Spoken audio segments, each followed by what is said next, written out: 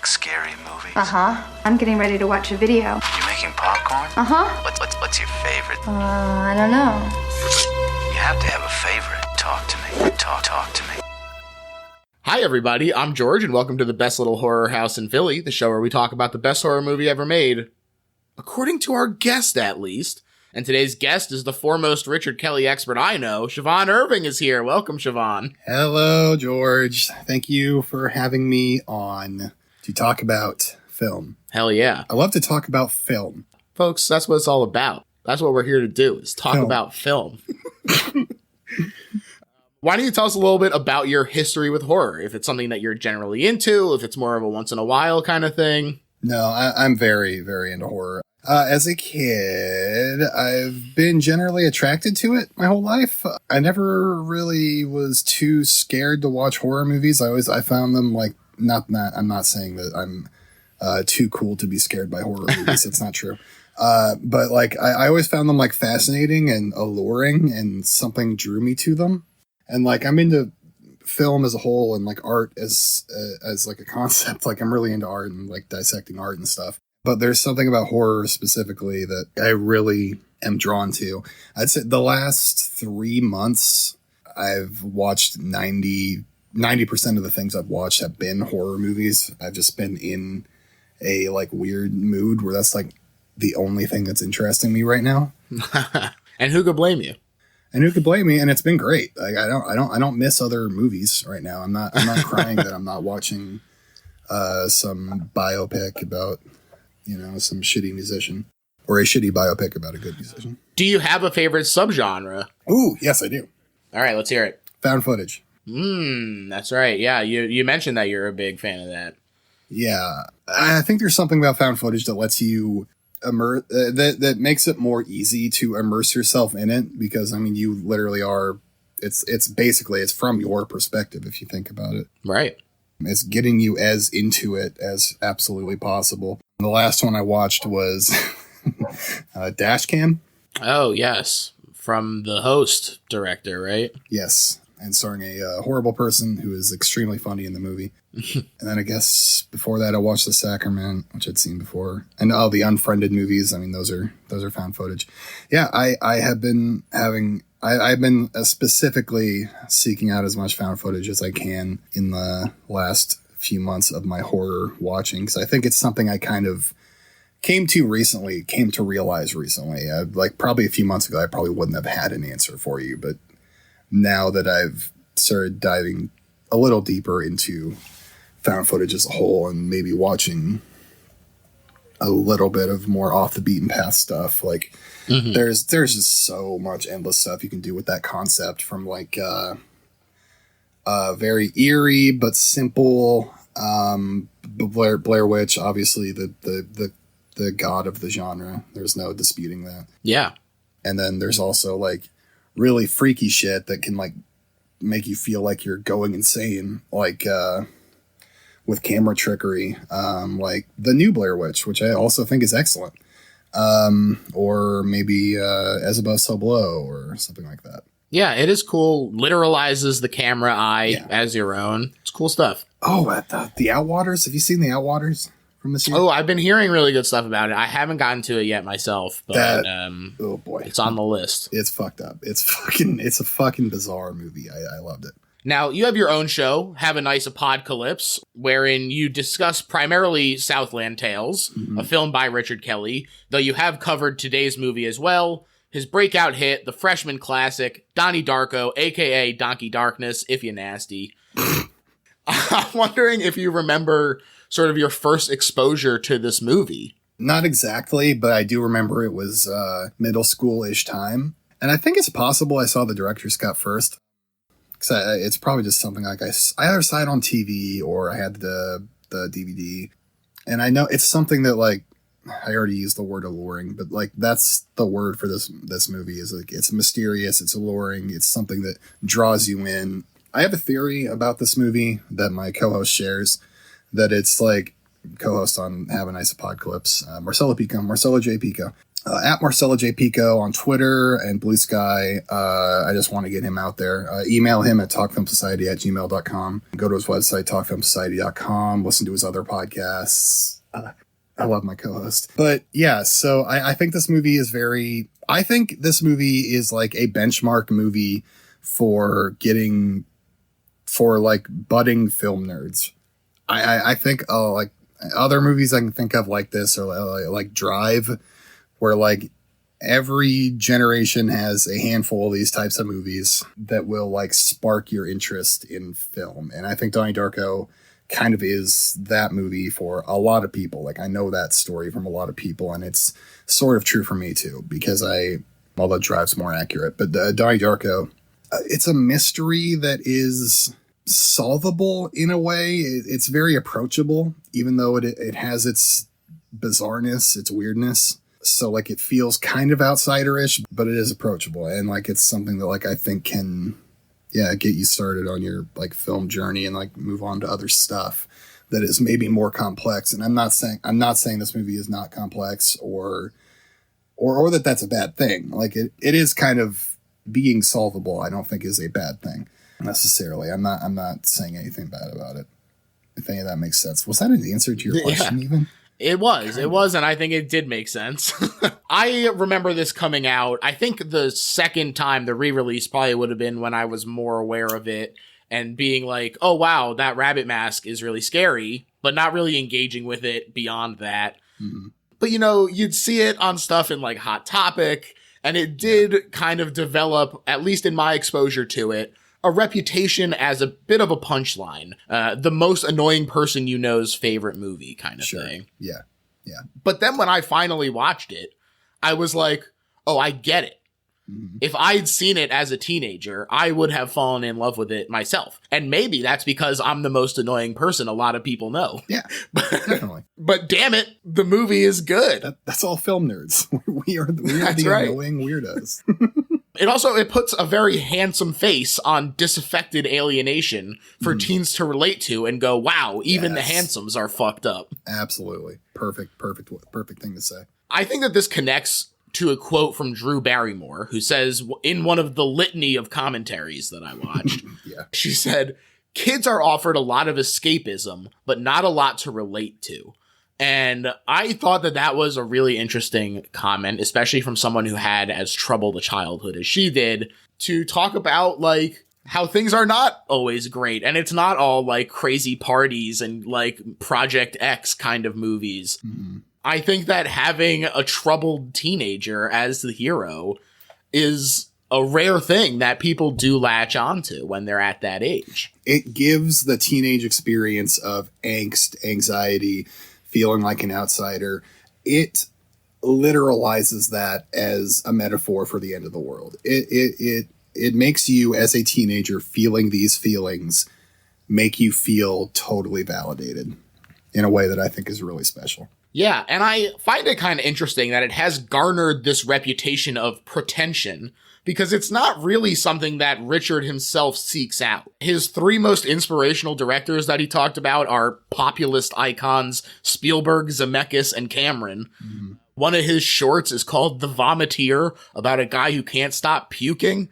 And Donnie Darko itself, I think, is very funny with a warmth that I wouldn't necessarily call cool. And he said, I think self-importance is a problem for a lot of film students. To solve the world's problems or the desire to make people weep. Comedy is so undervalued and looked down upon, but it's so needed. If you can tell a simple comedic story, you can do anything. Mm-hmm. I agree. Now, that quote came from the Donnie Darko book, which he assembled as a sort of companion piece. It was pretty interesting.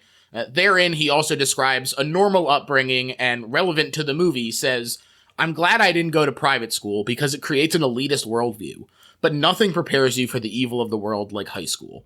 And I find this kind of interesting because not only do you have the interpersonal conflict of just a bunch of hormonal teenagers being jammed together, but you are also exposed to a lot of societal ills there. The lack of focus on education, funding-wise, the cutting of social programs, rising violence, teachers being threatened by parents and burned out. Even somebody who does have encouraging parents and quote-unquote the most normal possible childhood still recognizes that in public education and like sees that there is like a dire need for change. And this was in like 2001. Yeah. So right. It feels cliche to say or whatever, but I feel like Richard Kelly is like so ahead of his time in so many ways in the way that he discusses themes through Donnie Darko. It feels of its time filmmaking wise, maybe, but like the themes of the movie do not feel like things that were super explored in a film like this. Mm-hmm. And then like Southland Tales, obviously I don't need to I've spent hundreds of hours talking about that movie, but like that is like only more and more and more and more becoming obviously like prescient and like stuff that like he was clearly reading into politics and stuff in a way that was like clever and smart. Yeah, like we all should have been in 2006, but we were not, and now we're here and getting rapidly worse. But he's a very forward-thinking filmmaker. I think he has very kind of like socialist views, I think, but like not. But he doesn't feel like that kind of guy. He's a weird guy. I don't know. Yeah, it is kind of a weird situation. He said that the jet engine was the starting point. He knew that it would come off his mother's plane in a different dimension, and then he just tried to find the most entertaining way of getting that engine to fall. And in this, this sort of relates to the director's cut commentary between Richard Kelly and Kevin Smith, who I guess helped like push for that to happen. He saw the movie and liked it. That is one of the reasons I became obsessed with this movie, is because I was a total Kevin Smith nerd as a kid. Mm-hmm. Me picking up Donnie Darko, reading the back of it. You know what? No, I went to moviecommentary.com. I think was a website that may or may not still exist, where it like cataloged all movie commentaries. And I just looked up like Kevin Smith, and I saw that he did a commentary for Roadhouse with Scott Mosier, his producer and co-host on Smodcast. And then he did a commentary with Richard Kelly on Donnie Darko. So I went out and found that Blu-ray right away. And the DVD of Roadhouse, and listened to those, and like really fell in love with Donnie Darko after that. Roadhouse, I can take or leave. It's a fun movie. Here's the thing. I have no beef with Kevin Smith. In fact, I'll even go to the mat for some of the later stuff that a lot of people like stopped liking him at this point. Like Tusk. I'm into Tusk. Yeah, right. Good movie. That's rad. Yeah, thank you. But I thought that the energy on the commentary was a little weird. I don't know. It's fucking weird, right? He takes over conversations. The dude is like, it's about me, right? And also in the first 30 seconds, am I wrong? I haven't listened to this in a while. In the first like minute of the commentary, doesn't he like make a reference to him like wanting to have sex with like some of the teenage kids in the movie, or like jacking off or something? Like it was. He says something about like, oh yeah, did you get to fuck Jenna Malone or something like that? And God, what a freak. And Richard's like, we're very good friends. And she's also like 16 in this movie. That's okay, Kevin. That's kind of opposed to the other commentary, which is also one. This movie has two of the most bizarre commentaries I've ever listened to, where the other one has like every actor who is in this fucking movie. Drew Barrymore, Holmes Osborne, every single actor that's in the movie, basically. Jake Gyllenhaal, I think. Oh no, there's a. He has his own. Yeah, he has his own private. Yeah, but yeah, like we're Richard Kelly and like 8 actors who love to talk. Somehow Richard is able to keep hold of that situation and wrangle these people all in, even when they go off on crazy tangents, and still try to talk about the movie and bring people back to the movie. And he does that with Kevin Smith amazingly. Yeah. Even though Kevin Smith still has to be totally embarrassing like he was in 2004 when this director's cut came out, which is what that commentary was for. I mean, I think Kevin Smith has become both more and less annoying as time has gone on. Just more annoying in different ways. He's cut down on that level of cringiness, but he's become cringy in totally different ways. But anyway. Well, he definitely still at least has some insight into the filmmaking process that I thought it was pretty good here. One thing that they discussed was the idea of swinging for the fences with a first movie, because Despite the complication of time travel being a turnoff for a lot of producers, there is sort of this idea of a reasonable unreasonableness to make a movie when you're young. And they sort of let you get away with things that you might not be able to fit into a movie that you're working with a studio on because it's your first movie. So he writes this complex, sardonic take on a superhero movie with time travel. So that's strike one. He keeps talking about comic book heroes, even though he doesn't read comic books during that commentary. And then he insists that he has to direct as well. That's strike two for most places. Yeah. And as we know, strike two, you're out. That's famously how it works. And so that means despite being a big hit as a concept and a writing sample, it is declared dead. It will never get made, they say. Never get made, that is, until a big name star attaches to it out of nowhere. That's right, everyone's favorite Donnie Darko, Jason Schwartzman. Right. Yeah. Yeah, just kidding. Obviously, Jason Schwartzman is not Donnie Darko, but he did want to do it, and he's hot off Rushmore, so people are paying attention to what he's doing next, including Drew Barrymore and her producing partner at Flower Films, Nancy Javonin. She gets the script. She loves it. As you say, she basically demands to be in the movie. She bribes her way in. She comes on board as English teacher Karen Pomeroy. And this lends credence to the movie even more than Jason did. You know, he's a hot up-and-comer, but she's established already at this point. So she helps him bring in both some great actors and raise double the budget they thought, landing at $4.5 million total. God bless you, Drew. Yeah, absolutely. Needed every penny. I'll forgive you for the strike stuff. It's fine. This makes up for it. Okay, that's your one. That's your one. Yeah, there's a trade, right? Now the slate is clean. She is not in the plus or negative column. At some point, though, Jason backs out. Kelly said they never really got an answer why. Drew said she was in it for Richard at this point, and she was going to help him find a new Donnie. So what I had heard was that Drew Barrymore, while she demanded to be in it, but she was only open for certain dates because she was also shooting like Charlie's Angel Full Throttle, I think. So like Jason Schwartzman happened to not be available for those specific days that Drew Barrymore could be available. So it was like a scheduling thing that got Jason Schwartzman out of this. But you might be right that it was just a random thing that dropped him out. The auditions began. There's talk of Kid from Sling Blade or Almost Famous being cast, but Jake walked in. They said they knew within 3 words that he was Donnie. There was also a funny moment in the commentary where Richard and Jake are talking about Jake freaking him out by revealing on set that he'd been imitating him to get the character. Yes. It's like, oh, that's not what you want to hear.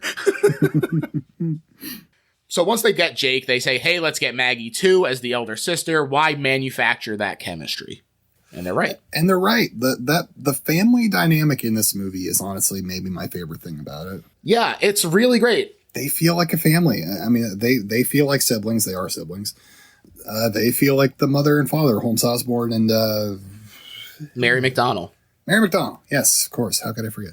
Mary McDonnell and Holmes Osborne are like just perfection as the parents. And they have such a cute little relationship. Like there's so much like natural chemistry there. It feels like they feel like parents of teenage kids.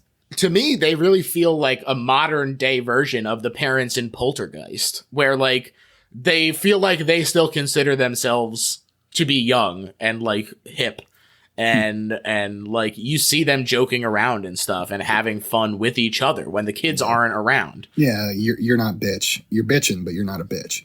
Yeah, that he says to her. Stuff. That's so cute. It's so cute. You've also got Alex Greenwald, lead singer of Phantom Planet, and America's sweetheart Seth Rogen as the bullies, which is, kind of shocking to come back and see. Even in Freaks and Geeks at the time, he was just like a pleasant stoner. That was his thing from the beginning. Yeah. And this is his film debut too, right, Rogen? I believe so. Yeah, he had just been in Freaks and Geeks up to this point. Wow. Then we've got Jenna Malone as Gretchen. Not only a great performance, but also the character name brings an interesting connection to Faust. In Goethe's version, Gretchen's love saves Faust from beyond the grave, complicates the morality of the play as far as the inciting hubris. That version asks, does Faust deserve punishment from a just God, or is his search for knowledge heroic because he's trying to bring back his beloved? There's also another connection to the culmination of the stories on Witches' Night for Faust, and Halloween for Donnie. So there's some cool Faustian influences kind of woven into this in a way that I think is nice. You're over my head here, but I love it.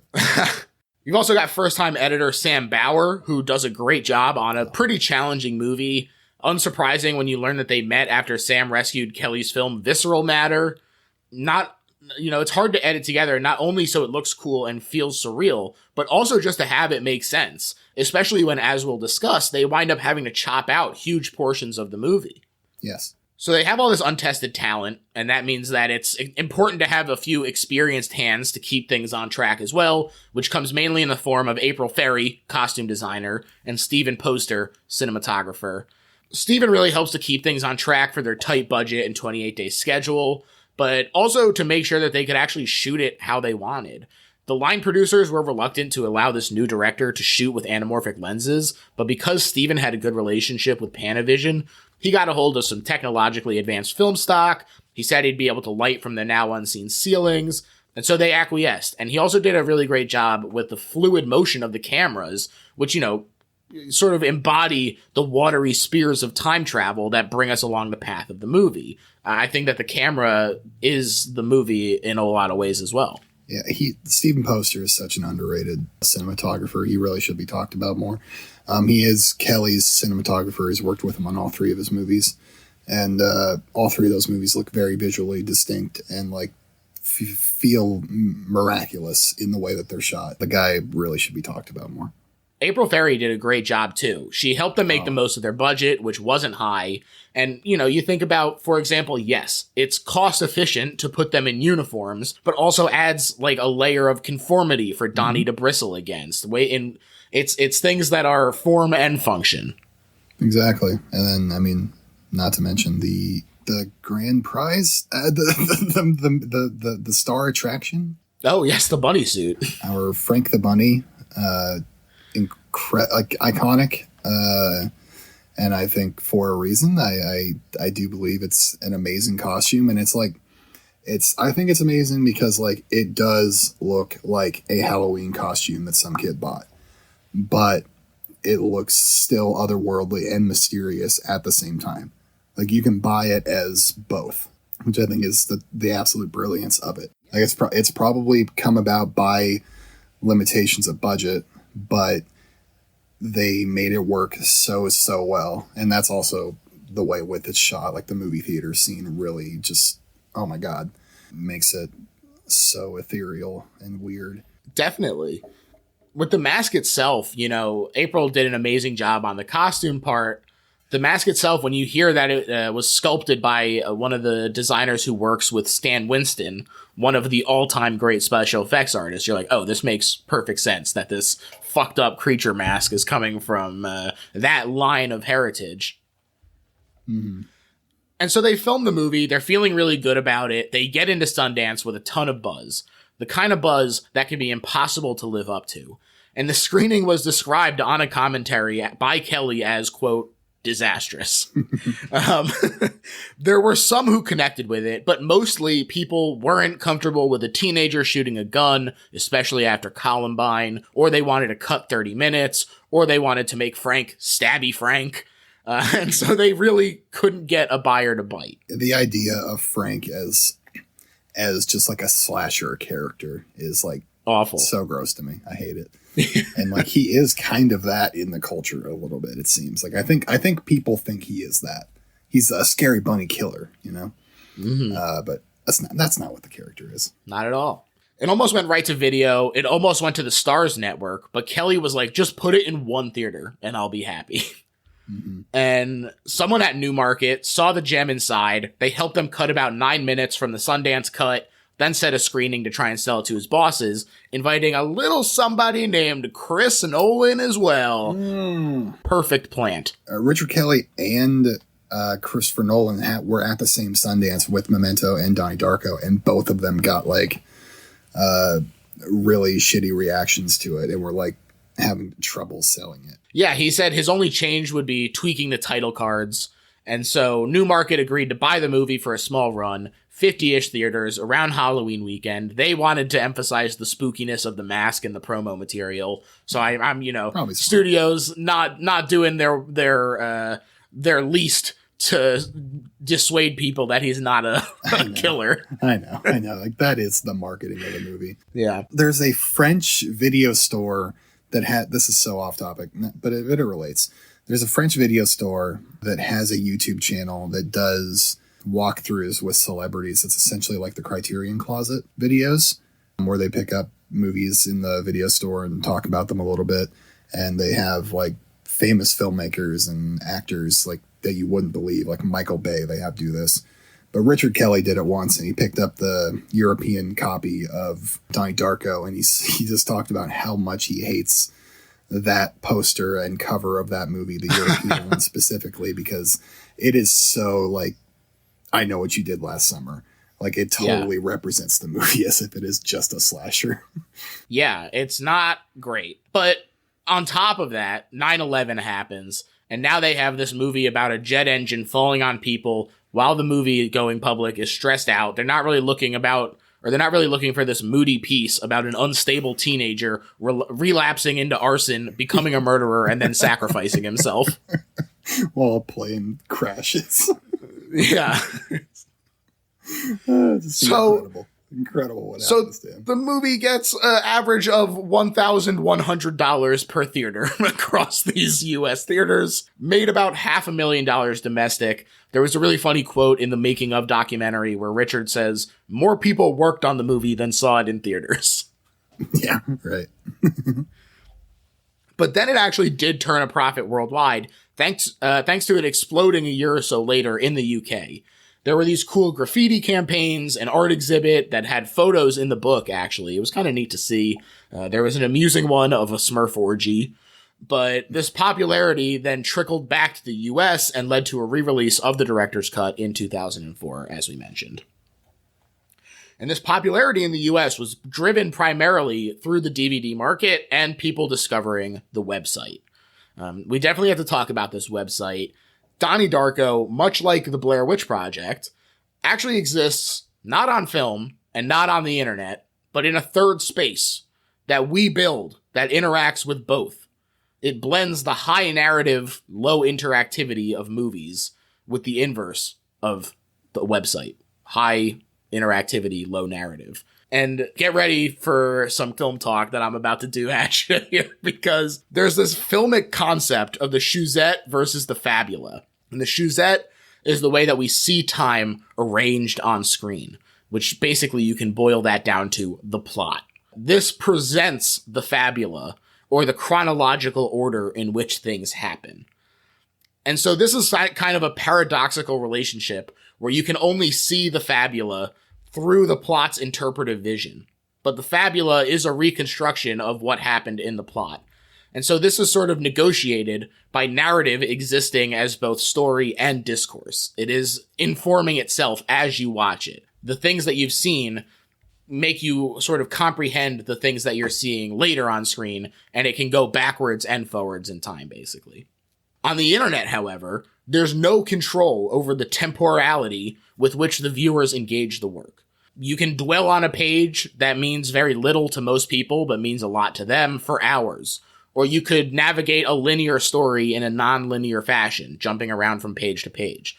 So when both of these things are telling the same story, two interpretations of the same chronology, replete with both complementary and contradictory info, it creates this intertextual truth that we have to hold both timelines in our mind, that of the website and that of the movie. And the website does this by foregoing attracting new visitors in favor of adding to the fabula or the chronology. We see on the website obituaries of characters that you won't know unless you've seen the movie.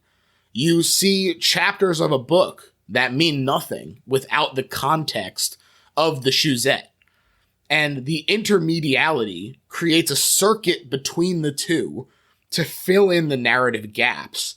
And so Donnie Darko exists most truly in our experience of the website and movie amalgamation. Neither of those things is Donnie Darko, only our shared experience of both is Donnie Darko. Everything you just said totally made sense to me. I got it. You're so good at explaining it. Like, fuck. dude. I'm glad that it made sense because I was really worried about it. Interestingly, the website itself also attempts to negotiate that dichotomy between narrative and control by limiting your path through the website with passwords, individual links popping up to follow until you reach a point of stasis where they stop providing links or a way to return. So the movie kind of has to sacrifice some of the ordinary way you would interact with the website in order to control the narrative and build out that chronology. And the website ran until Flash ended in 2020. R.I.P. Flash. We hardly knew ye. Sad. I'll pour one out for Homestar Runner, too. Now that I've bored everyone to sleep with that huge rant about the website, we can jump into the actual movie now. Before we see anything, we hear the sound of thunder. Very ominous, portentous even. But we finally pull in on Donnie Darko waking up at the top of a cliff overlooking the town of Middlesex. He kind of laughs in disbelief. Really funny moment in that very chaotic commentary that you were talking about where they're like introducing themselves by character name, and about 4 in, somebody is like, oh, I get what we're doing now. Jake talked about having to bike up these mountain paths like 50 times to get these opening shots. He wakes up here because he's been chosen, summoned to the mountain. On the commentary, they also point out Frank in the red Trans Am, leaving from dropping off Elizabeth, while Donnie bikes home to the sound of The Killing Moon by Echo and the Bunnymen. Very appropriate band name and lyrics, and I do think it's better than the INXS one. Sorry, I have to say it. I don't know. I think they're both fine. I agree. Killing Moon is better here. They move Killing Moon in the director's cut. They move it from this scene to the party scene, and I think you're right, but both are probably a little worse. There is also some interesting choreography for the family, especially Samantha and his mom. Samantha is on a trampoline embodying the idea of reaction and past energy, which I thought was interesting. While Mama reads Stephen King's It about a small town hiding a grim secret that preys on its children. That's probably not thematic. And this is when we meet the family over dinner. And we sort of talked about how great this family dynamic is. But this scene in particular is so amazing at doing tonal setup. You know, they talk about how important it is that we see them laughing. And even when they argue, it's this amicable family kind of fight. I think that they do a great job of capturing that, you know, that there is love for each other there, even when they are talking about as emotionally charged as politics. They're kind of the ideal middle-class family. Or like lower middle class. Like they love each other, but they have their own individual personalities, and like none of them are perfect at all. Like it's like a real American family that's getting by, you know. They also discussed that all the dinner scenes were filmed right after each other, so the food was disgusting and cold. Oh, God. They would just rip off the shirt and be like, all right, throw on this other one, get back in the seat. This is, of course, also the source of the excellent How Does One Suck a Fuck? But I have to say, You Are Such a Fuck Ass. That's also pretty damn great. Fuck ass is great. I wonder if they invented this. Is this the first instance on film of somebody saying fuck ass? Exactly like that. Wow. Listeners, reach out. Do the research and tell us. His mom, though, confronts Donnie about his, you know, his sleepwalking, and Elizabeth just revealed that he's not been taking his pills. And so she confronts him. She fails to reach him. She leaves, and he hesitates a moment, then calls her a bitch behind the closed door. Really, really awesome character moment of this sort of childish lashing out and testing boundaries. Yeah. And then it leads to another nice family moment. I already said it earlier, but between the mother and the father, she asks him, am I a bitch? And he says, you're not a bitch. You're bitching, but you're not a bitch. And that's right. It's wonderful. Great improvised line by Holmes there. Really? Wow. Yeah. Reminds me, like I said, of the Young Poltergeist family. Dad is reading the Tommyknockers, so the family that reads King together stays together. Dad also has a sleeping disorder, like Donnie does, which I think is interesting, especially when you compare it to a later scene in the director's cut that is sadly not in the theatrical cut, but I do enjoy, where he and Donnie are talking to each other sort of outside, and he's like, oh, I used to be crazy, like, they said the same stuff about me. There is an interesting patrilineal connection there Yeah. that, you know, he does sort of reflect his father and the fears of what you might pass on to your children. Yeah. That's wonderfully put. Yeah. The clock strikes midnight and we enter the tangent universe. Not for nothing, I think it's pretty amusing that the clock face looks very sad. I've never noticed. I'll have to look at that next time. It's October 2nd, 1988. Donnie hears a disembodied voice summoning him, and he goes, hypnotized and sleepwalking, to the golf course. And there, as one does, he sees a 6-foot-tall psychic rabbit. 28 days, 6 hours, 42 minutes, 12 seconds. That is when the world will end. It's interesting, again, you know, that he plays a lot with these paradoxes. They come up a lot in time travel movies. There is sort of an interesting paradox character-wise for Donnie to become disoriented and aware simultaneously. He is displaced in his world, but also is now able to see the truth, as it were. Elizabeth is dropped off at home by her boyfriend Frank while Dad is finally catching some Z's in the den, and you hear Frank honking in the distance, and suddenly a jet engine falls through the roof onto Donnie's bed. Really funny exchange during this chaos in the commentary where Rose Darko is hopping out of bed and Beth Grant says to Mary McDonnell, "Great boobs, Mary." And Mary McDonnell goes, "And they're mine." Donnie wakes up on the golf course with that warning written on his arm in marker, the time stamp, a destined first crossing of paths with Jim Cunningham as well here, and then he heads home. The FAA puts them up at a hotel, and the next day he's greeted at the bus stop as the boy who cheated death. One of my favorite lines here. First, it's already good with, now that you're famous, you gotta have a smoke, which is very funny. Yeah. But then also that dorky friend is like, it's good shit. And Donnie says, it's a fucking cigarette. Which it's been one of my favorite lines too. I'm so glad you brought it up. It's so funny. Saying a cigarette is good shit is the most true to life how kids talk line I've ever heard, I think. It's so good. It makes me laugh every time. Yeah. Next up, we get this amazing school montage, great steady cam. There's also ramp up and down to shift the speeds around. It's really engaging. You know, it's a pretty long montage, but it works. It captures it. You see everybody you need to see. You see how they're sort of all blending around. It works really well. Yeah, head over heels. Really, the song perfectly fits that montage too. It's such a good moment. So we settle in on Donnie in his English class. He's discussing the destructors and destruction as an act of creation, which, again, does play into things. Richard Kelly read the Graham Greene story in junior year. He says that he loved it, and that's why he wanted to include it. And Gretchen arrives late, and she's assigned to sit next to the boy she thinks is cutest, and her gaze falls on Donnie. I love the, big smirk on Jake's face as she sits down. Yeah. Just really funny stuff. But also the shittiest thing a teacher could ever do, I think. Oh, yeah. To you on for your sure. first day of school. Yeah. Dad drives Donnie to therapy. I thought it was really funny that after I heard them complain in the commentary for Michael Clayton about how annoying it is to shoot in a car, like a practical car, they did it here too.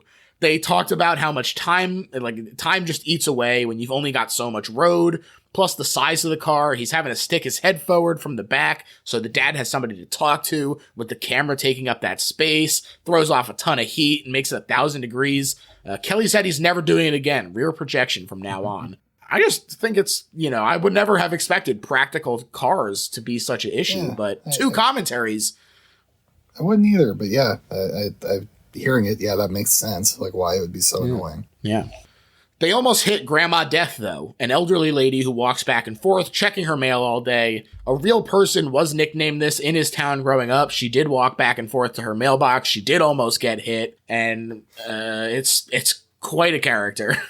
Richard Kelly tells a story of his own brother smashing her mailbox, right? Or stealing her mail. Mm. It's one of those two, it's one of those two things, and it's he kind of laughs about it, but it's it's fucked. It's kind of fucked up if you think about it. Yeah, I think one of the other actors, I want to say it might have been. It was Jake Gyllenhaal. It's on the Jake Gyllenhaal one, and Jake is kind of oh, that sucks, kind of. Yeah, he's that's terrible. At therapy, he discusses Frank the Bunny. I made a new friend, real or imaginary? Imaginary. She asks, "Do you think the world is coming to an end?"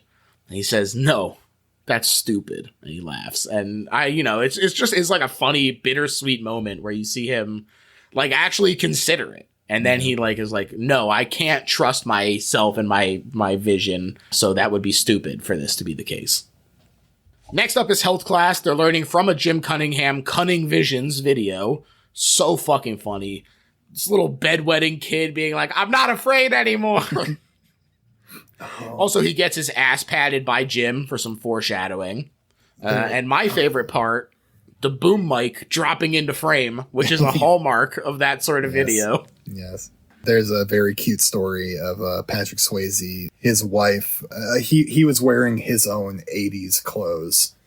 And his wife was the one that picked out all of his clothes for him. And apparently she loved going through all of his old clothes and picking out his outfits for him to wear in the movie. Yeah, that was a fun story. He was like, oh, I think you should wear this or maybe this one. I was like, yeah, that would be fun. Such a cute thing. Sleeping that night, Donnie has a vision of the school flooded, and he's summoned by Frank to take an axe to the school's water main. Really, really funny moment in the commentary with Jake, where it's the flooded school, and Richard is talking about it, referencing some famous photograph, and it cuts to the shot of Donnie with the axe and Frank behind him. And Jake cuts in to tell this story about how this scene was shot really late, and he made that face because there was pizza he couldn't have until they were done, positioned right behind the camera. And Kelly is like, are you fucking kidding me, interrupting me for that story? Fun, playful fight between them. They're cute. And it's October 6th, 1988, 24 days remaining. School is canceled, baby. It's not just the water. There's an axe in the solid bronze head of the mascot statue, the mongrel, and some graffiti that says, they made me do it. And I'll say it, this statue is fucked up looking. Yeah, that's a scary mascot. Yeah, Richard apparently still has the head. I wouldn't want that thing hanging around. Wow. Yeah. Walking back home, he interrupts the bullies harassing Gretchen and walks her home. He jokes here to Gretchen about being a superhero because of his alliterative name, but Richard explicitly said he is. He is the living receiver, he's saving the world, they go out at night, he uses his enhanced capabilities. You know, like you said, he talks about not really being a comics guy, but it sort of fits the bill enough that I'm like, okay, I guess. Okay. Also interesting to me that he directly addresses the causality, where he says, if school wasn't flooded, we never would have had this conversation. Mm-hmm. Also, there's some fun foreshadowing when he warns her that they like to steal shit. So, you know, this is conversations pulling a lot of duty here. And they agree to date or go together. They try something new at therapy, hypnosis, doesn't go great. School is also not going great. So he and the boys blow off some steam with beers and shooting glass bottles. Hell yeah, brother. That's what you do. Kind of. You know what? I kind of did something similar like to this. With beer. Yeah, we joke, but it kind of is what you do. Yeah, it is. You fuck around. This scene in particular, they're talking about like the specifics of how Smurfs have sex or whatever, or That's reproduce. Right. The infamous Smurf scene. Yes. This scene in particular feels very inspired by Kevin Smith to me. It feels like an ode to Kevin Smith. He just watched Clerks. He wants to do a little bit of Clerks in his movie. That's how I've always felt about this. Yeah, I definitely think that comes across. He originally was shooting at stuffed animals, and one of them is a Smurf doll, which is why it comes up. And he talked about having to go through the process of clearing the use. They get on this conference call with the Belgian estate, controlling the Smurf likeness at 5 a.m. They even drag Drew in to try and convince them. And then it lasts 15 seconds because they're like, we agree with Donnie's interpretation. And he corrects the other kids who agree that he's right, so you can use it. Mm-hmm. And then after going through this whole rigmarole, they couldn't even find a doll. That's funny. The PTA meeting that night is derailed by Kitty, who feels entitled to speak as the only one who transcends the parent-teacher bridge. And she thinks that The Destructors is pornography that should be banned. The kind of person we see a lot of these days. And she just fucking sucks big time. This guise of morality is... it's ugly. It's very ugly stuff. Yeah, she is definitely a real person. And that is unfortunately... They have like kind of power, you know, Kitty does kind of ultimately get most of the things she wants. Yeah. And it's a shame. Meanwhile, Donnie hallucinates Frank behind a weird barrier. He says, I can do anything I want, and so can you. He also says he made Donnie do it because they're in grave danger, and he came here via time travel. This is interrupted by Samantha, though, and his sister Samantha, younger sister, who hasn't come up in the synopsis yet, so I don't know why I said it, like everyone would know who that is. But she interrupts him. Donnie says he was just taking his pills. In the script and in the deleted scenes, we see that the pills that Donnie is taking are placebos. And they're meant to just sort of get Donnie out of his head, which I think adds a lot to the scene later on where Rose Darko agrees to try increasing his medication, presumably to actually medication.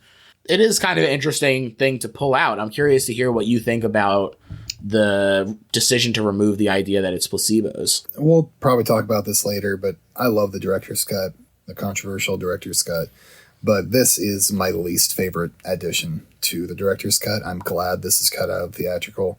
I think it implies this idea that this could all be hallucinations that Donnie is having, and they could be being caused by the medicine in some way. I'm not really explaining myself well. For some reason, my brain went blank. But like, I just hate the idea that these pills have been placebos this whole time. I think it kind of feeds into this like anti-psychiatry kind of narrative accidentally. Mm-hmm.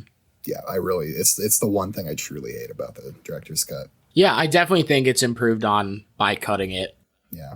You know, it's just also not necessary. Not necessary, true. Yeah, like it's also not necessary. Like, yeah. Day 2 of the Cunning Visions videos in health class, they do an insane lifeline exercise. Richard said, some people might think this is broad, but this happened. I had this exact curriculum in the 9th grade, this exact experience with the teacher. It all occurred. Yeah. He also dunks on Dr. Phil for an extended segment during the health class scene and the assembly later. Which, first off, he calls him Dr. Bill the whole time by accident because he can't remember his name. And then he calls him the Bobby Knight of self-help. Fucking baller. Yeah. Move. Great shit. Donnie is ejected from this assembly, or from the health class for refusing to simplify the ethical dilemma on his prompt card into an X on the spectrum of fear and love. And he tells Mrs. Farmer to forcibly insert the card into her anus. On the way out of the meeting with his family, Kitty casts aspersions on Rose Darko's parenting, which is an important moment. And Donnie chats time travel with Professor Monitoff, and he receives a book written by Roberta Sparrow called The Philosophy of Time Travel, which is, as we learn, the real name of Grandma Death. He discusses the idea that Frank wants him to talk to Roberta with his psychiatrist, and reveals what Roberta whispered to him earlier in the movie when they almost hit her with the car, that every living creature on Earth dies alone. This is big. It reveals Donnie's fear and his distress that he's put himself through debating the existence of God. Richard Kelly himself said that this is the most important scene in the movie. And it does, I think, reveal a lot of the depth of what Donnie is going through and sort of the existential angst that you mentioned very early in the conversation, sort of literalized on screen. Yeah, absolutely. That night, while watching football with Da Boys, he first sees the liquid spears of destiny, a form of time travel that depicts your path forward, emanating from your chest. Appropriate, it happens during a football game, as the initial concept came from watching John Madden draw arrows from football players on replays. Oh, that's funny. Donnie follows his path to his parents' room and the closet where he finds a gun.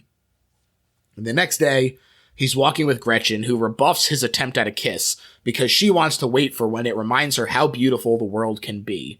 There's also the crucial line that does get repeated later on about what if you could go back and take back the hours of pain, unflapping the butterfly's wings, so to speak. She also points out the fat guy watching them, which is actually one of the FAA guys in disguise, which is really fun. You see him pop up a few times. And they're freaked out and watching him. He does like a funny shuffle away. He like throws his cigarette down real quick and gets out of there. Yeah. Yeah, that's a cute detail. It took me like many watches to find. While the parents have a progress report with the therapist, who basically says that Donnie can't cope with the external threats that he feels, Donnie has another vision of Frank, and this time he attempts to stab Frank with a kitchen knife and break through the barrier, but it holds, and Frank's one eye glows brighter and brighter. Apparently, this stabbing the barrier was a really complicated effect because the plate glass was going to scratch, and it had a lot of effects already and quick cutting away. Everyone was freaked out about having to get it on the first take, and then they wound up having to use the second take after all and digitally remove the scratches. So this was like one of the most complicated scenes in the movie. I believe it, and it looks fantastic. That stabbing and the way that it ripples, and it's it's a really amazing effect, honestly. Like, even still. This is followed by a scene that might not seem important, but I love, where the two young teachers are just kind of looking at each other, and Monotov says, "Donnie Darko," and he scoffs in amusement, and Pomerov sighs and goes, "I know," and they laugh together. That's totally a thing that would happen in teachers' lounges, like just shitting on the kids or whatever, or it's a thing you imagine would happen, you know? Mm-hmm. Jim Cunningham has been brought in to actually speak to the school. Very funny that the kid in the assembly is a plant. He was the bedwetter in the tape, the one who says, "I'm not afraid anymore." In the director's cut, you see Jim give him like a little nod when nobody is jumping up to ask any more questions. And so he like hustles up there to ask about getting into fights. I have never caught that. Amazing. Wow. Yeah, it's really cool little thing. Donnie causes a stir when he asks how much they paid Jim to be there. And when they try to placate him, he gives angry advice to the suckers on stage. But it's also practical and actionable. Ultimately, he says, "Yes, I'm pretty troubled, and I'm pretty confused, and I'm afraid, really afraid, but I think you're the fucking Antichrist." Donnie's so cool. Donnie is like a total dork's version of like what if I was cool? Like, this is the way I would totally tell them off perfectly like this. Hell yeah. Yeah. That's right. He argues about free will with Monotov and God controlling time, and Monotov can't get into God because these teachers are on thin ice. And the next morning, Donnie finds Cunningham's wallet on the sidewalk. He realizes which house is his. And Frank makes it very clear. He says, "Now you know which house this is," just in case people didn't pick up on that. I know that's a funny thing, but like I just want to bring up something that I should have mentioned before, is like how much I love Frank's voice. It's so like soft and quiet, and it doesn't feel menacing. It's just like the effects they add onto it are wonderful, and I think James Duval is the actor's name. Like, I think he does just a wonderful job with it. Yeah. At therapy, Donnie discusses the spears, but he says that he found nothing when he followed his.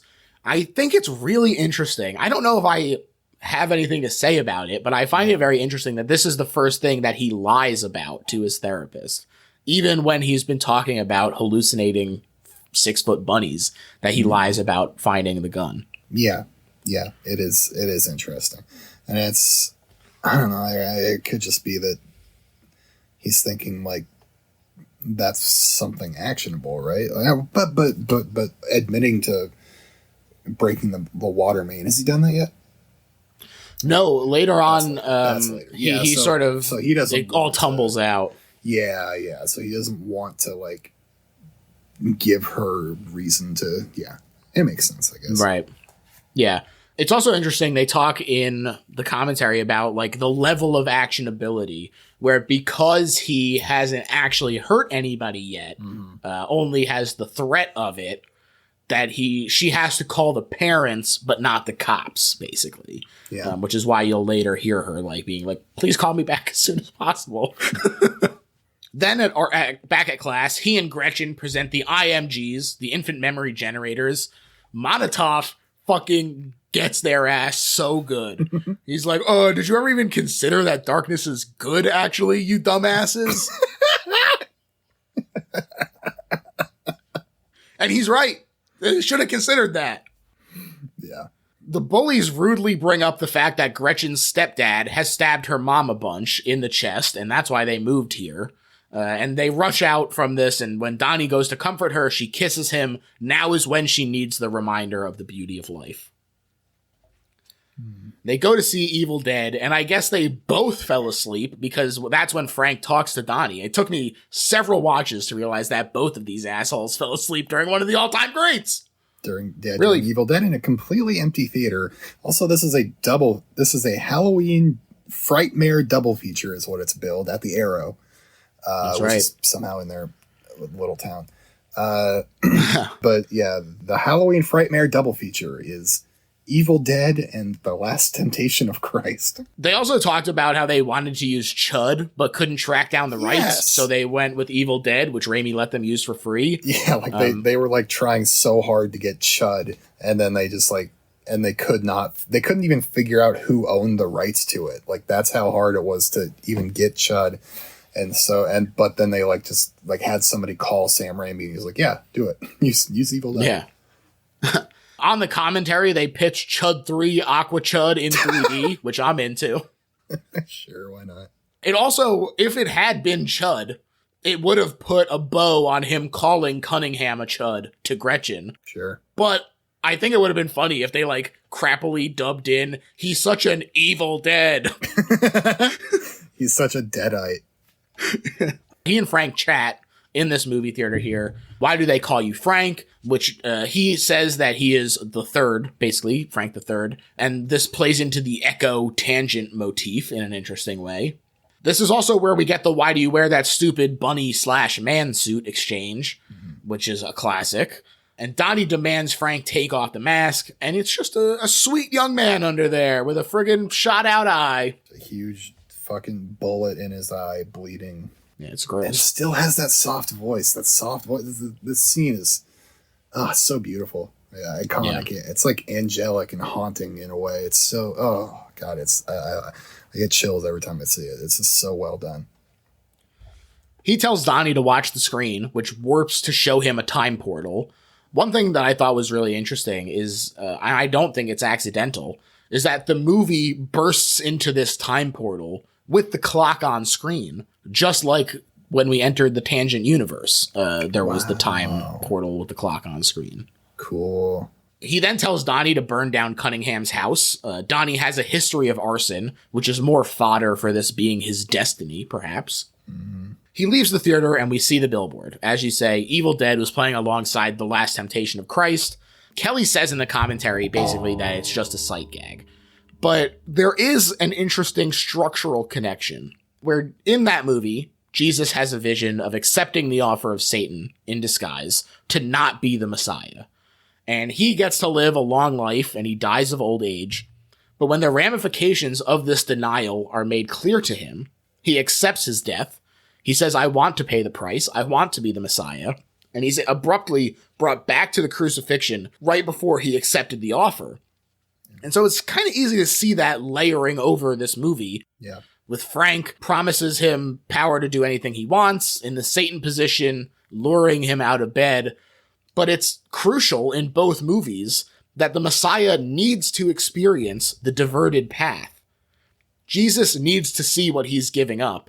While here, Donnie needs to know what he's saving. He needs to spend this time with Gretchen and with all the other people that he sees have the ripple effects of existing, basically, of having survived this jet crash. Yeah, perfectly put. There's a talent show at school that Donnie is missing.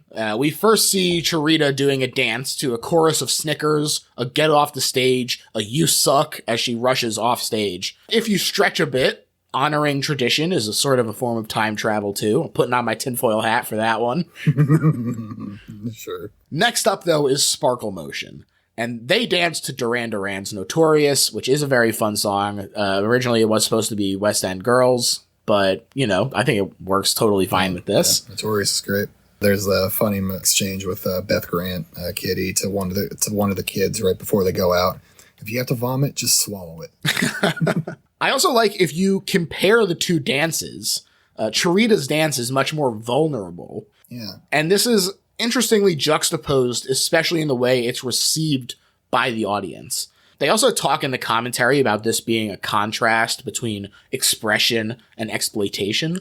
plus a reflection of the ethical grayness of societal acceptance of a much more sexualized dance being done by children, and how that ties to the more extreme example of the community embracing the pedophile in their midst. You know, I don't think he's saying that it's like a one-to-one comparison, but I think he's saying, like, if we have all accepted this as normal, like, you know, it's no surprise that this pervert feels emboldened to get his jollies. Yeah, it's definitely an interesting, like, thing to put into your movie. Like, it's a weird, like, extra layer that is thought-provoking. Yeah.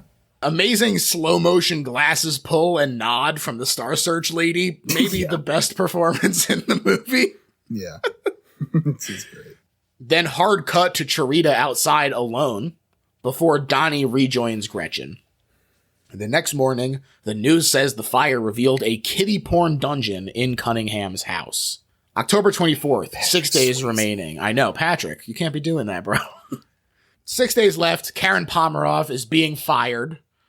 There are some Alice in Wonderland elements, like the Faustian stuff. They're sort of just sprinkled on. Donnie is obviously following a rabbit, but this also calls to mind the trial and the Red Queen putting sentencing first with his inability to name a specific inappropriate transgression. He says, I can't get into a debate. I've made myself clear. You literally have not said anything, pal. Another really funny moment in the commentary where he directly calls out a reviewer who mocked the "we are losing these kids to apathy" line, and he says, hey, fuck you. And you know what? It's true. Apathy abounds. So he again, very prescient. This is followed by an announcement that the dance team has been invited to Star Search just as they see the newspaper about Jim. And so Kitty goes to see Rose Darko and asks her to chaperone the girls' trip so that she can support Jim at his arraignment. Rose's commitment to Sparkle Motion is in question. The one person who's into, you know, banning or to getting teachers fired because they're teaching wrong literature. Of course, she's there to defend the pedophile, right? Like he draws these lines very, very, very, very clearly. And as insidious as the fact that she was going to be the chaperone. Like, she's the one who is going to be there warping these children's minds.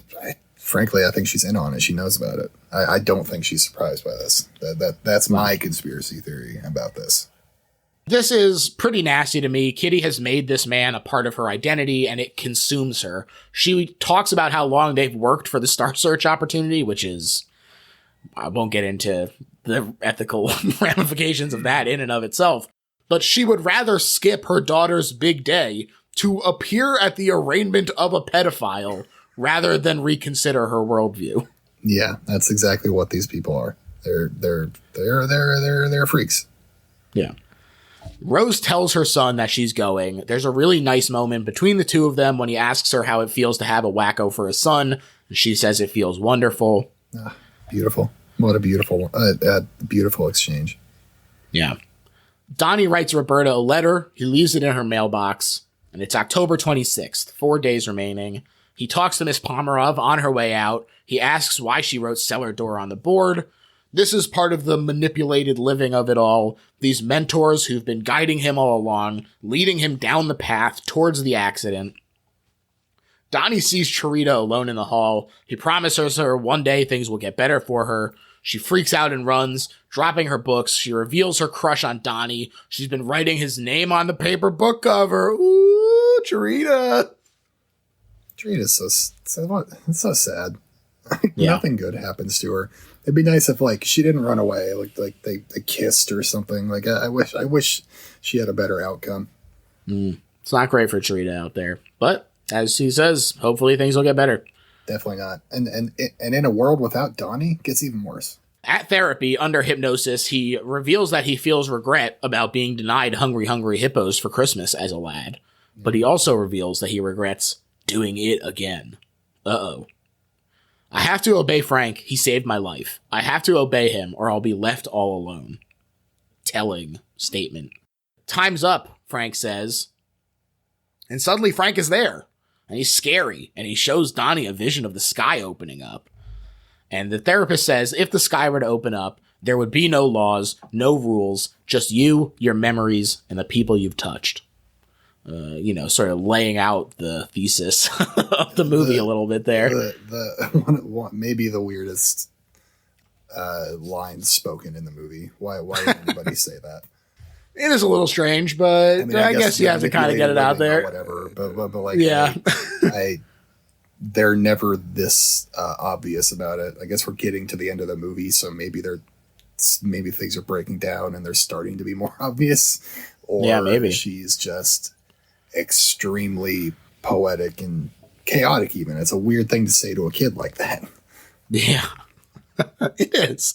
You're right. It is a weird thing to say. Yes. It's just bizarre and probably unadvisable. Probably not a thing to do. It's not a thing to do. Yeah. October 29th, 1 day remaining. Donnie's sister got into Harvard, which is great. They're going to throw a party to celebrate. Yeah. Donnie's pals arrive. Very fun exchange between them. But Gretchen also arrives, and less fun because her mom is missing. And the cops told her to go to a safe place, so she goes to Donnie, which is, of course, very cute that she considers him to be the safe place. They smooch on the bed. She says, some people are just born with tragedy in their blood. Oh, Gretchen. Yeah. Again, it's funny because it is very melodramatic, but, like, that's how teenagers talk. Yeah. Like, they say things like, this cigarette is good shit. People are born with tragedy in their blood, and I'm fucking so sad. Like, it all works for these kids. The camera stops on the clock once more as it hits midnight. We get another title card. October 30th, 6 hours remain. Donnie sees the Spears show up again, and when he looks through Gretchen's, he sees her future, and he says, we gotta go see Grandma Death. It's about Frank. Time is running out. And the cellar door clue finally clicked. He and Gretchen break into Grandma Death's basement, where she keeps her gem collection. They're jewels, Betty!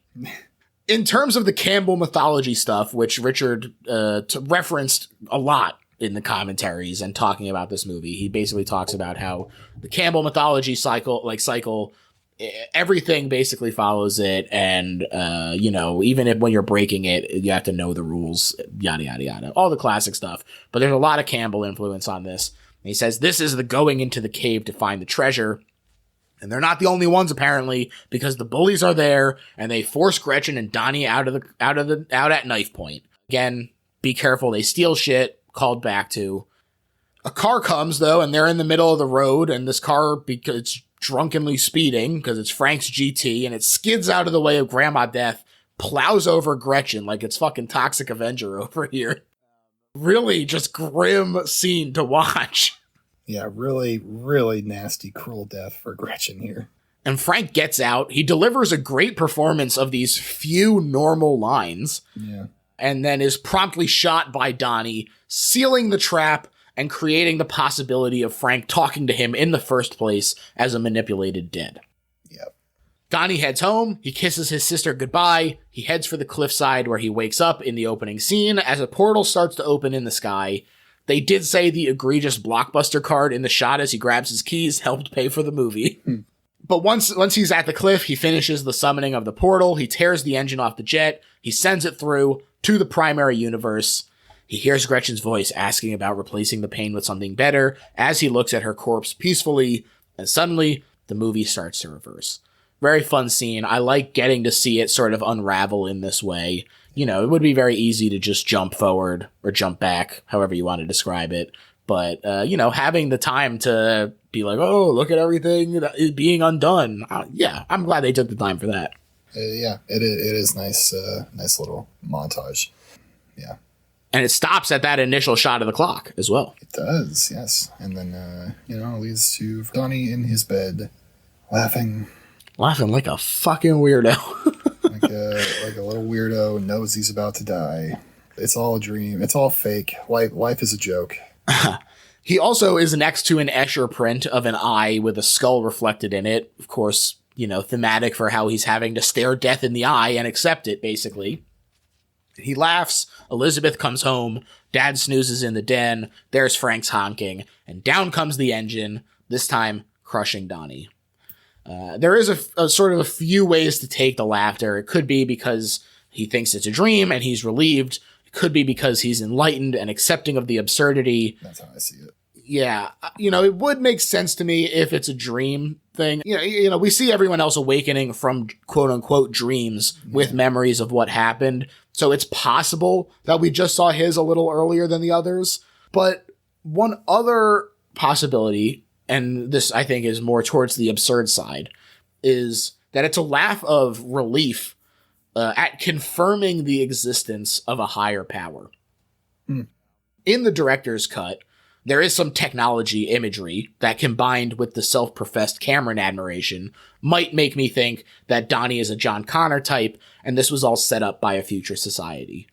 But, especially in the theatrical version, it could just as easily be God intervening. And this would further the parallel between Donnie and the Last Temptation of Christ, and when we saw Donnie admitting his fear of dying alone to his therapist, like I said, Kelly said it was the most important scene of the movie. And that's because by opening himself up to this designated fate and the manipulation of a higher power, that solitude is gone. He no longer fears death. So, yeah, I think that the laughter is kind of like, hey, death is not the worst thing, basically. Mm-hmm. Yeah. There was a fucked up shot of him impaled by a wooden beam that they showed in the making of documentary and did not like that one bit. I don't know if I've seen that. I don't want to see that. But Donnie does die, and we see the other characters waking up as Mad World plays.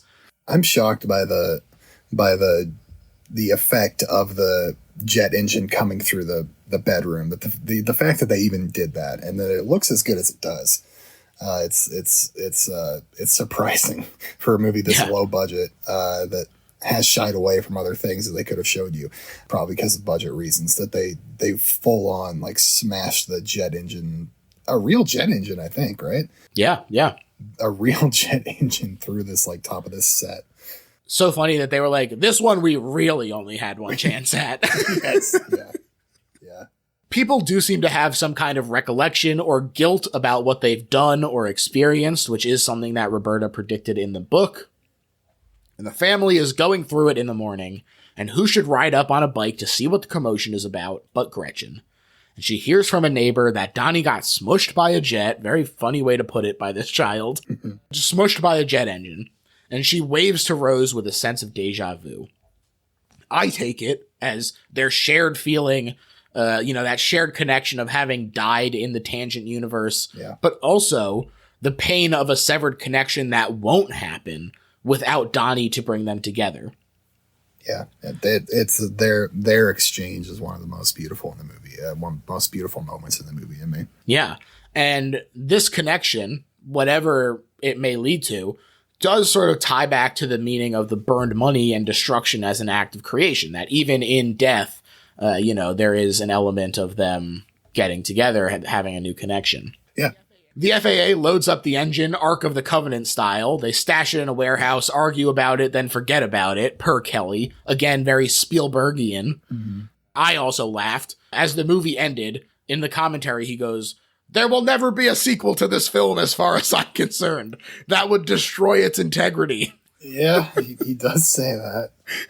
And, yeah, so, so there is, Jesus, do we want to open this now? There is a sequel to this movie. It's called S. Darko. It's like unofficial. Richard Kelly had nothing to do with it. He hates it. He hates the idea that it exists. But then there's also, I've never seen it, but I have it. There's also a sequel that he has been working on, a real sequel that is his. Apparently he showed the first draft to, it was something he was just like kind of working on, but then he like showed the first draft to James Cameron, and James Cameron said it was great and that he should keep working on it. So he has been. And Richard Kelly, we know his career is he hasn't made a movie since 2011, and it's kind of had ups and downs. It's had ups and downs, and I think like you talked about it earlier, I think it's because he's such a committed to his vision filmmaker. He's not somebody who's going to let other people tell him what to do. So he's going to do everything on his own terms. So that very, very much limits what he gets to do. Like he turned down directing an X-Men movie, I think it was Last Stand, to make Southland Tales, which is like one of the most bizarre movies ever made and is a total flop, one of the most infamous flops ever. Brilliant movie. But masterpiece. But yeah, he's somebody like with such a creative vision that I don't know, to see him come back to it 20 something years later. I hope that the nostalgia for Donnie Darko is there. Like if he's going to be able to make more movies that he wants to make, like he wants to make Southland Tales the prequel. He wants, which is the most ambitious thing I've ever fucking heard. He wants to make kind of a follow up on The Box in a way.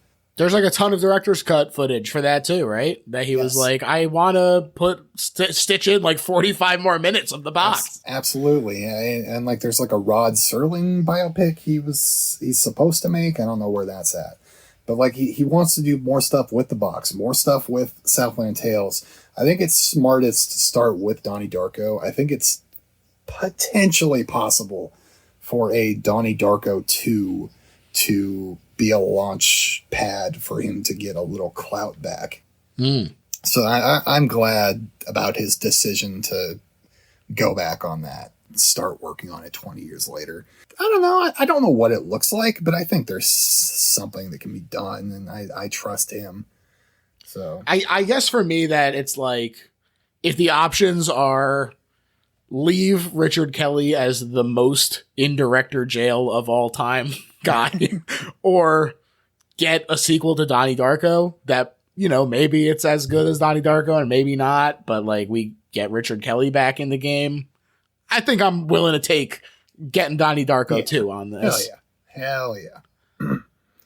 So to sum up the plot, tie all the loose ends together, there's a rip in the space-time continuum. Somebody, God, a future society, whatever you want, steps in to stop this unstable tangent universe from creating a black hole and tearing apart everything by manipulating the denizens of said universe.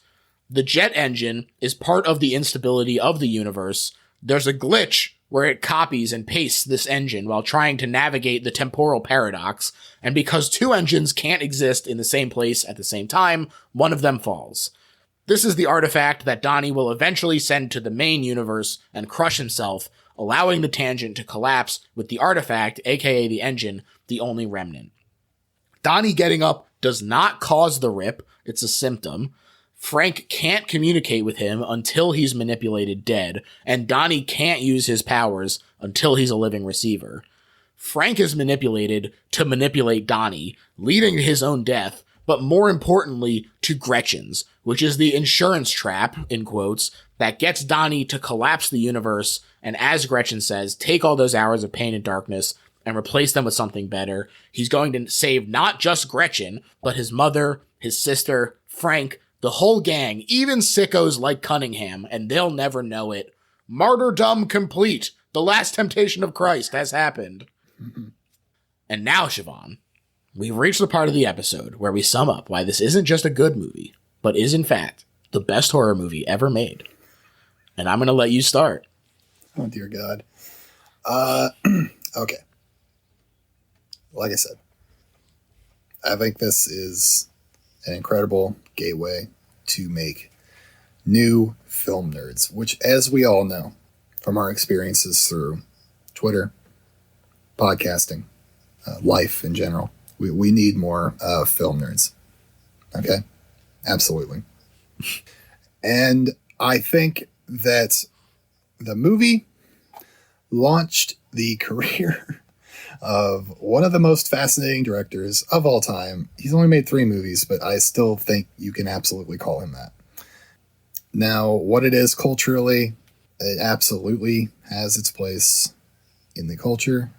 It is a weirdly iconic movie for how big of a failure it was, but it's kind of beloved and misunderstood and cherished by so many. It is mysterious. It is ethereal. It is alluring. It is everything a great mystery movie should be. It is a puzzle that you can put together yourself and you can solve and you can feel super smart about it. It is a great film that is great and really great. So I'm going to say 5 stars on Donnie Darko, 5 forks. Is that what we do here? I think so. Yeah, 5 forks and 5 tines. So 6 forks. 6 forks and a tine, I guess is what that works out to. So 6 forks and a tine to, and 10 bags of popcorn to, and a little bunny mask. And a little bunny mask to Donnie Darko, the best horror film ever made, I say. Well, put us in the hand-holding club, Siobhan, because I agree. This is the best horror movie ever made, partially because it is so non-judgmental of its characters. Kelly said, in this 28-day universe, everyone has to confront something. They have been knocked down and wonder why the world never turns in their favor. That's the relatability that makes people connect. Not just Jake putting a pretty face on alienation, but also understanding that we're all going through our own issues. I also like, despite how they treat Cunningham's videos as a joke, they do touch on something kind of real, which is people being a prisoner of fear. Specifically, the fear of failure, I think, comes through in a major way. We see how Mrs. Darko reacts to Kitty questioning her parents. We see the teachers feeling like they're losing the kids to apathy. All of these people who feel like they're failing in their calling. There's also an interesting rejection of dichotomous thinking. Not only does Donnie yell at Kitty Farmer about taking the whole spectrum of emotion into consideration when determining where Ling Ling's keeping the money goes on the lifeline, but he also discusses the inability to fall one way or another about the existence of God. That's too simple, he tells Kitty. That's absurd, he tells his doctor. And so, too, you can have several interpretations of the movie.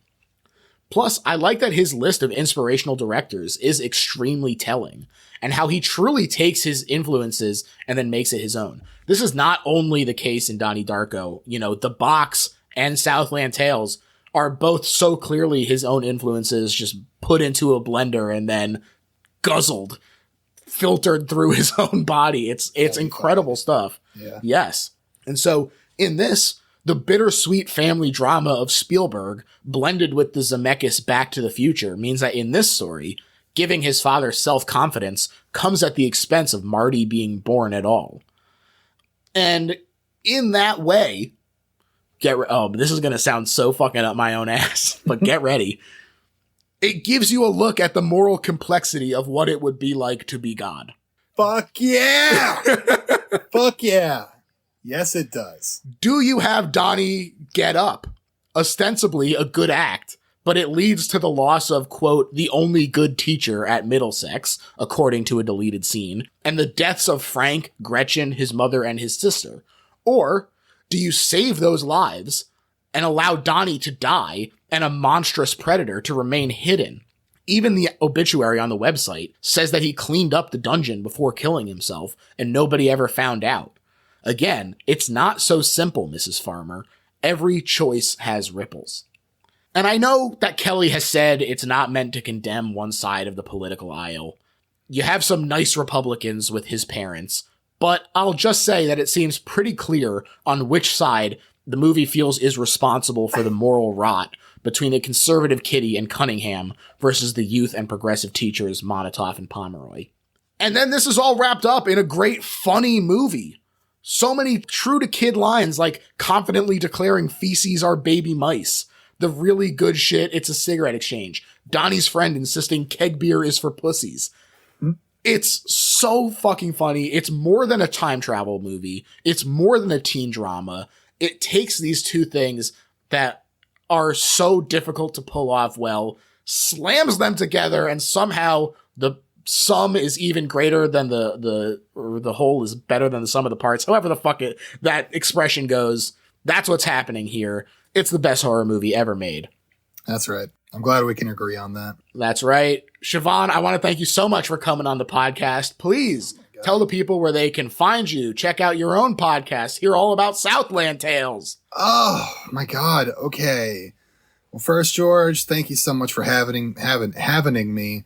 This is by far the best podcasting experience I've ever had. And that includes the 20-something episodes I've had of my podcast, Have a Nice Apodcalypse. It's like apocalypse, but pod in there. Classic. Thank you. We talk about, it's ostensibly about the career of Richard Kelly, but more specifically, it is about the film Southland Tales. We have broken down the theatrical version in so much detail, and we are in the middle of breaking down the con-cut version in so much detail, way too much detail. It is a fascinating movie. We keep finding new shit every time we talk about it.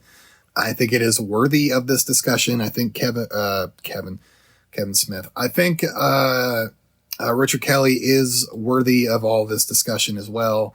And that is why we do it. We love doing it for the fans. We've had some great guests, fans of George's podcast here may remember a couple episodes ago having Vera Drew. We've had Vera Drew. Didn't you like her on George's episode? The Best Little Whorehouse in Philadelphia? I did. So maybe you'll like her on my show, where she does an entire commentary for the con cut of Southland Tales with two assholes. Me and my friend Marcelo. Now, yeah, Have a Nice Apodcalypse. Find that wherever. And then you can follow me on Twitter at Junk Blader. Junk Blader. And those are my only plugs, I think. Just be good to each other, love each other, of course, all that stuff. In these hard times, we have to reach across the aisle, as George said, and just try to find a way to get along, As far as my plugs, to follow George, up on plugs. that. Yeah, please. God, what do you got? You can find me on Blue Sky at Little Horror PHL. Not that active on there, but who knows? Maybe you'll see something. I'm also on Instagram at Little Horror PHL. Not that active, but who knows? Maybe you'll see something. Because Twitter was really where I was at. I'm not on Twitter anymore. And so because there wasn't really a audience-facing platform anymore, I have reluctantly created a subreddit for Best Little Horror House in Philly. So episodes will be going up on there. You can talk with people about the episodes, talk about how I'm full of shit, just complain about the fucking monologue at the beginning about Shuzettes and Fabulas and who gives a shit. Shit on me for being a bad guest, please. There you go. All of these things and more available to you on reddit.com. r/Little Horror PHL. I figured it was smart to keep the Little Horror PHL branding across it all. So check it out there. Yeah, like Siobhan said, Vera Drew has been on the podcast. So if you're coming here from Have a Nice Apodcalypse and you're like, hey, I liked Vera Drew on this podcast, Vera's been on this podcast as well. So check out that episode. You'll probably like her there too. Talking about Return to Oz, which was a really great one. Hayes Davenport talking about Under the Silver Lake. Really great recent episode as well. All kinds of great stuff. And then if you're really enjoying the podcast, sign up for the Patreon, which for just $5 a month, you can get all kinds of bonus episodes, including fun movie argument legal thriller episodes or spotlight episodes on things like Session 9. And we did Nightmare on Elm Street 2 as the gayest horror movie ever made, according to our guests, at least, with the hosts of Two Old Queens. So a lot of really great stuff over there. Last plug, as far as the listener drive is going, we're about halfway through. So the stream is up to 13 hours right now, I believe. We need 7,500 more downloads to go to get to 100,000 downloads of the podcast. And then it will be a 24-hour live stream on December 22nd, full of guests, games, giveaways, all kinds of great stuff. So if you really want that to happen, you want to win some cool prizes and you want to watch some movies and stuff, tell a friend about the show. It's just so simple. Literally just say, hey, I like this movie. Here's a great episode about it. Go into a Best Buy and then just start downloading episodes onto all the fake devices there, or all the test phones and stuff. Steal all your friends' phones and computers. Yeah, I don't endorse it, but I also don't not endorse it. Yeah, exactly. We need to get 7,500 more downloads, people. A 24-hour live stream. Come on. That's right. That's it. Thanks, everyone. Bye. Bye.